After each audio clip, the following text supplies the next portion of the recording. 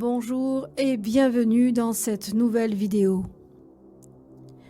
Aujourd'hui, je vais tenter d'ouvrir votre conscience, de vous inviter à lever le voile et apercevoir ce qui se cache derrière les prières que vous croyez innocentes, derrière les mots que vous adressez à la lumière.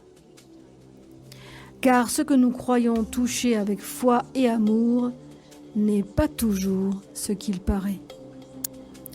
On nous a enseigné que prier Dieu, Marie ou Jésus est un acte de pure lumière, une ouverture vers l'amour divin et la protection céleste. Mais ce que ma dernière canalisation a révélé est à la fois fascinant et troublant.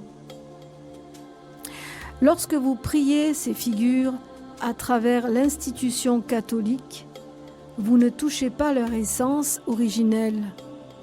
Vous touchez un égrégore, une entité énergétique collective, tissée par les prières, les émotions et les pensées de millions d'êtres à travers les siècles. Chaque égrégore a sa vibration, sa mémoire et ses blessures. L'égrégore catholique en particulier est profondément chargé. Il est imprégné des guerres, des croisades, du sang versé, des abus, de la corruption et des scandales qui se sont accumulés au fil du temps.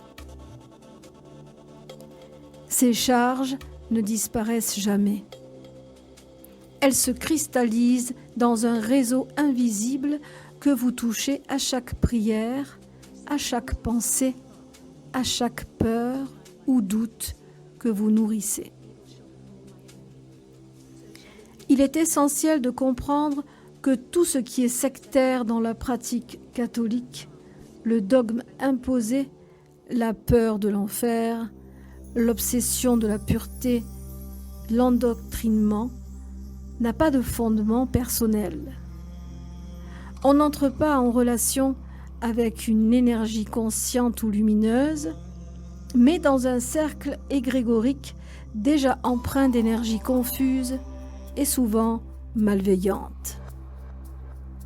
Chaque mot, chaque geste, chaque pensée alimente ce champ collectif chargé de peur et de manipulation. C'est pour cette raison que de nombreux croyants sincères se retrouvent confrontés à des attaques invisibles, à des terreurs nocturnes, à des oppressions inexplicables. Ils croient toucher la lumière, mais ils nourrissent un champ énergétique où la peur, la culpabilité et la honte se mêlent à l'amour. Et c'est cette même peur qui attire les entités négatives résidant dans l'égrégore catholique.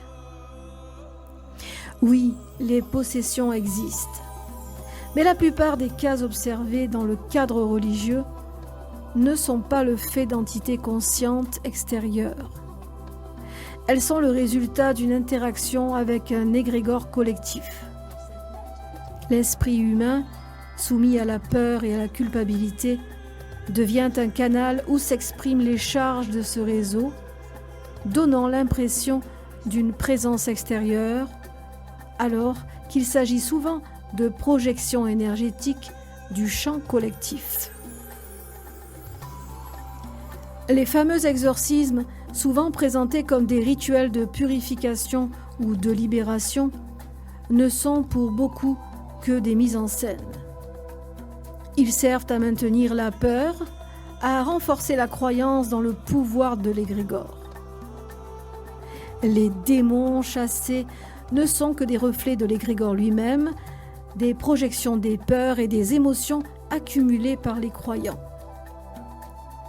Plus la peur est nourrie, plus l'égrégore se renforce et plus ces parasites invisibles peuvent interférer avec ceux qui s'y connectent sans conscience. À l'inverse, lorsque vous invoquez directement une entité, qu'il s'agisse d'un démon, d'une divinité païenne ou d'une force de la nature, vous entrez en contact direct avec une énergie définie et identifiable. Vous savez à qui vous vous adressez, vous comprenez sa nature, sa densité, ses forces et ses limites. Ces entités possèdent parfois leur propre égrégore, mais la différence essentielle réside dans la clarté de la relation et de la conscience de l'échange énergétique. Vous ne touchez pas un réseau collectif chargé de siècles de mémoire, de peur et de culpabilité, mais une énergie spécifique que vous pouvez honorer, respecter et comprendre. La distinction devient alors limpide et essentielle. D'un côté, l'égrégore catholique, collectif et lourdement chargé, mêlant lumière et ombre, foi et peur, amour et contrôle. De l'autre, l'entité directe, consciente et définie, avec laquelle la relation est claire et délibérée. Alors je vous pose cette question. Quand vous priez, à qui parlez-vous vraiment? À l'essence pure de la lumière ou à un champ collectif ancien, un égrégore malveillant qui se nourrit de votre énergie et de votre peur? La conscience de ce que l'on invoque change tout. Dans la prière comme dans la magie, savoir qui reçoit votre énergie est le premier acte de souveraineté spirituelle. Ne priez plus aveuglément. Ne confiez plus votre énergie sans discernement. Reprenez le contrôle de votre foi, de votre puissance et de votre vie spirituelle. Votre énergie vous appartient. Votre foi vous appartient. Rien ni personne ne devrait décider à votre place à qui vous l'offrez. Ouvrez les yeux et percevez les réseaux invisibles. Regardez derrière les symboles et les rituels. Choisissez consciemment à qui vous confiez votre lumière.